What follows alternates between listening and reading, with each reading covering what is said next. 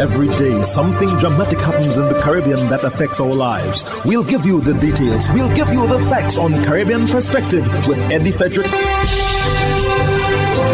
Here's Eddie Frederick. Welcome to Caribbean Perspective. So glad you can join us. The story that takes the lead in today's edition for Thursday, 15th August 2024, and brought to you in association with our friends at Antillean Group. Criminologist demands extreme measures to stem mass murders in Jamaica. Details after this important message. Believe in our strength, we'll stand by you. Protection from all, perils big and small. Reassurance we give, it's so clear to see. Peace of mind, that's our service guarantee.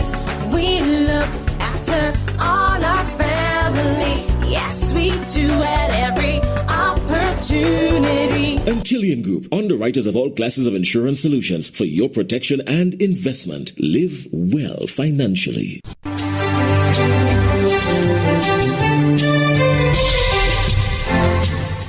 Welcome back. A criminologist in Jamaica, Dr. Jason McKay, is urging the implementation of extreme measures in response to the recent mass murder. He believes that strong action is necessary to address the growing violence. CVM's Nika Lewis has more. Criminologist and veteran crime fighter Dr. Jason McKay is cautioning that despite the appearance of a trend, singular incidents must not be used to assume patterns or create panic. This as CVM News assesses concerns around what some have suggested could be a pattern with mass murders in Clarendon in recent years. No way is mass shooting isolated to Clarendon. There was a mass shooting in Old Harbour year before last at Spring Village. 13 people were shot. You know, this is not as exceptional or singular as you may believe. This particular incident is particularly heinous because of the volume of persons who were injured. The victimology shows that these persons don't fit the age group of anybody involved in gangs whatsoever, which makes it even more tragic because these are innocent people just having something at bingo. And I think what this is indicative of is of a country that needs to be at war with the gangs that are at war with them. The security expert notes the ongoing battle between gangs and criminals in the Central Parish has been yielding a significant reduction in crime. However, he maintains this incident stands out next to the Tivoli incursion, given the high number of fatalities and injuries.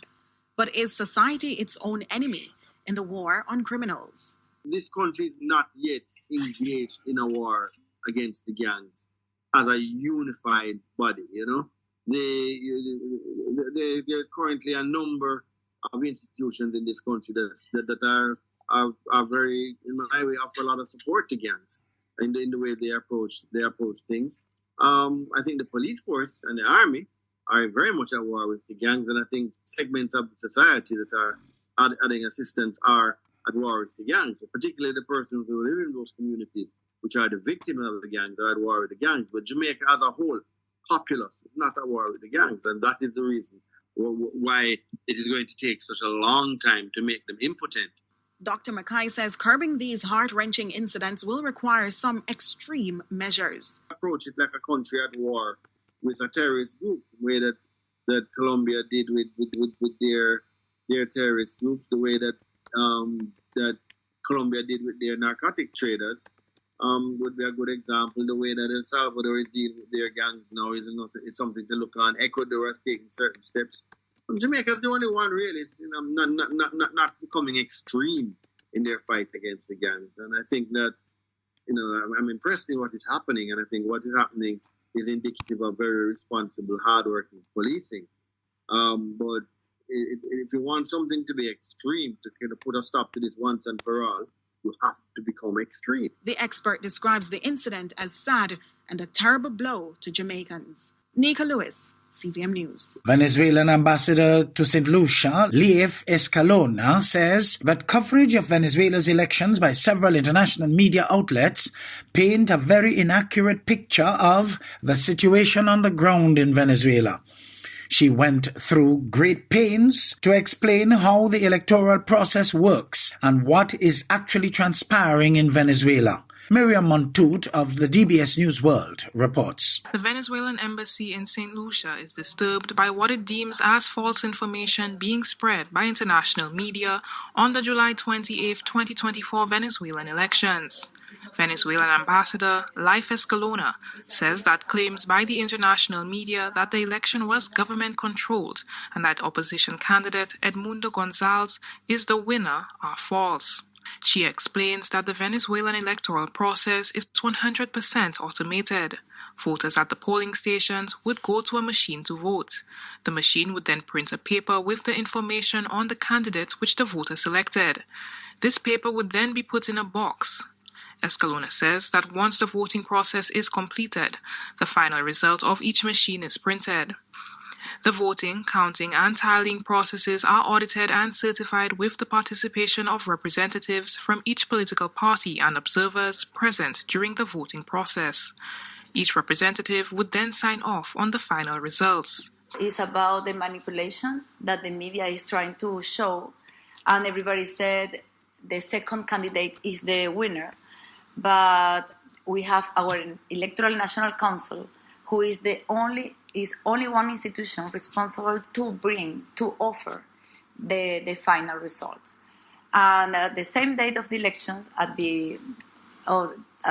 very late, at 12 a.m. of the 29th, the National Electoral Council announced, with the 80% of the scrutinies of the act, that the winner is the actual president, Nicolás Maduro.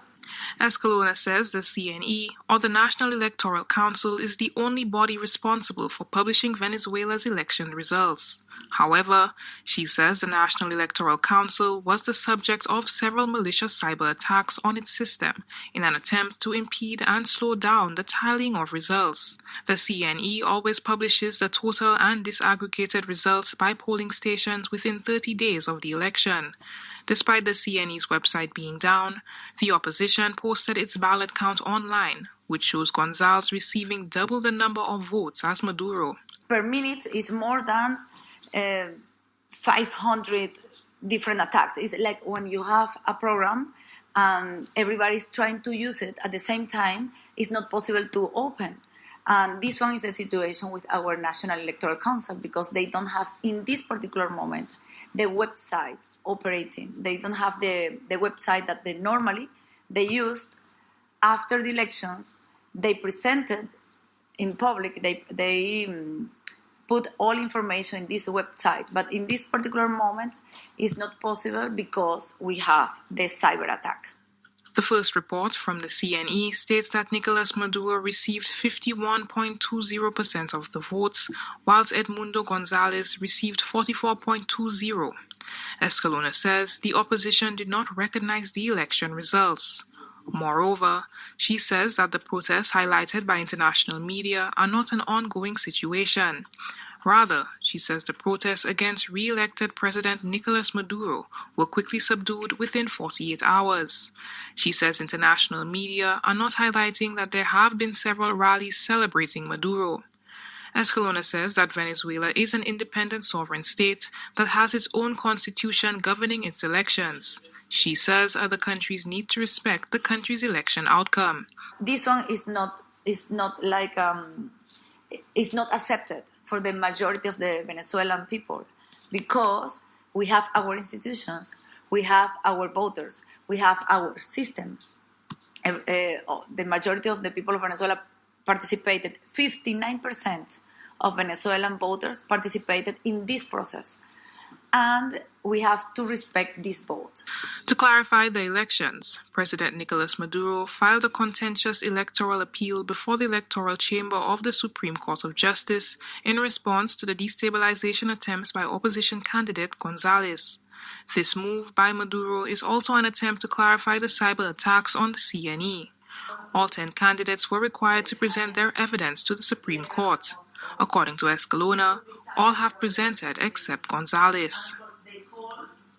For the DBS News World, Miriam Montoute reporting.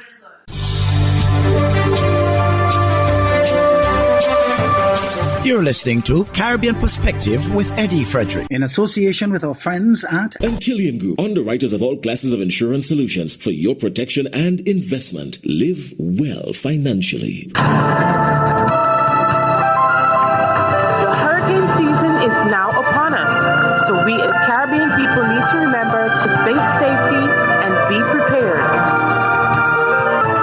Avoid venturing outside during a storm or hurricane, especially if there are strong winds. Rooftops and other debris are often blown about and can cause great damage.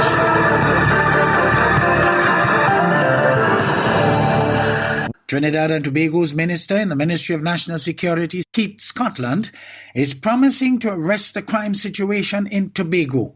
TTT News has more. Minister Scotland, Commissioner of Police Earl Harewood Christopher, and a cadre of police officers embarked on a walkabout on Monday in the Crown Point district, followed by a tour of police stations across Tobago. Minister Scotland and the police commissioner are in Tobago until Wednesday. So we want to nip this situation in the bud, and we want to show the citizens of Tobago and Trinidad, but particularly now Tobago, that we are very much interested in having this situation abated, and immediately we intend to hit the entire island of Tobago, all police stations. I will receive a report on Wednesday, which I will share, of course, with Minister Hines and others, and we will act on it as soon as that report is given. Tobago has seen an upsurge in gun-related crimes, with the island recording 19 murders to date for 2024. Minister Scotland says there will continue to be a heavy police presence on the island. 19 murders in Tobago is 19 too many. I want to tell Tobago that we are here and we'll do everything in our power, every single thing, to have this situation arrested. And they will see the police on the ground, they will see them more, it'll be more visible to keep our island safe. Chinese ambassador to Barbados says the island is his country's good friend in the Eastern Caribbean, and China will continue to provide support within its capacity. The Chinese ambassador made the commitment as he addressed the unveiling ceremony of the GWM Tank 500 at the Hayman's Market over the weekend. The two countries have carried out fruitful cooperation in areas such as economy and trade, culture, education, and health care, setting example of mutual respect, equality, mutual benefit, and common development between countries of different sizes. As the world enters a period of change and chaos, China and Barbados should join hands to build a community with a shared future for mankind. China and Barbados firmly support each other in safeguarding the core interests.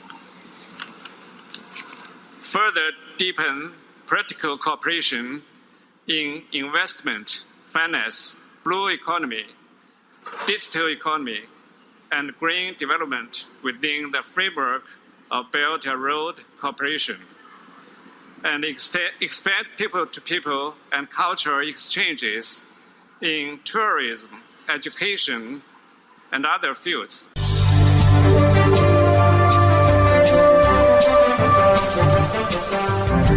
I am Eddie Frederick. This has been Caribbean Perspective, a whole new approach to highlighting developments in the Caribbean. In the meantime, please follow us on Facebook and subscribe to our YouTube channel for daily regional news and more, in association with our friends at Antillean Group. Believe in our strength, we'll stand by you. Protection from all perils, big and small. Reassurance we give, it's so glad to see. Peace of mind, that's our service guarantee. We look after all our family. Yes, we do at every opportunity. Antillean Group, underwriters of all classes of insurance solutions for your protection and investment. Live well financially.